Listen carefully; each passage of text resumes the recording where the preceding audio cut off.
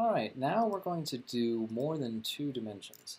So public class multi-dimensional arrays example. Alright, public static void main string arrays. Okay, so let's review what we know.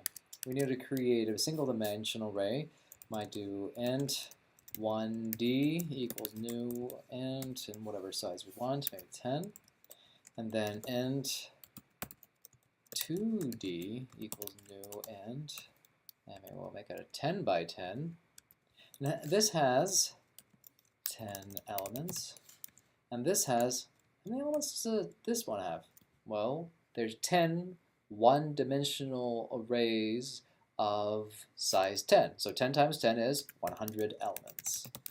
And then how do you create a three-dimensional array? Int, well, you probably guessed it, 3d equals new int. And what size do we want? Maybe 10 times 10 times 10. And how many is that?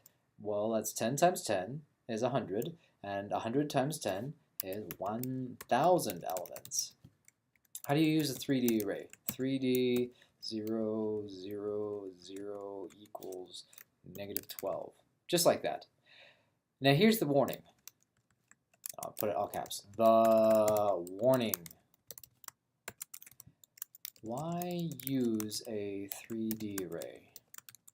The question is, do you really understand a 3D array? What about a fourth dimensional array? And wow, that's a lot. 4d equals new int, and then we'll add 10. Oh, that's not 10, that's 1. 10, 10, 10, 10. Whoa, that's a whole lot of arrays. I mean, that's a lot. Wow, that's a very long dimensional array. So I forgot some semicolons, it's telling me. So let's put the semicolons in there. And does that compile? Yeah. So one-dimensional array makes perfect sense. As row or column makes perfect sense. A two-dimensional array, it's a table or a matrix.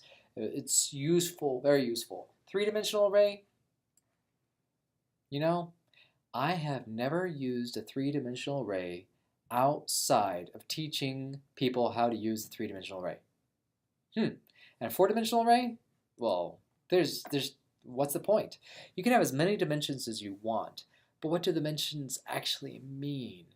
So what I suggest, and I strongly suggest, is keep yourselves to one-dimensional and two-dimensional arrays. One-dimensional arrays you'll use all the time. It's just a list of information. Use it for reading lots of information from files and other things. Two-dimensional arrays, making tables, making matrices, but three-dimensional array, four-dimensional array, five-dimensional array, 120-dimensional array, I would stick to the first two dimensions. It's easy to keep in your mind. If it's easy to keep in mind, it's easier to program with.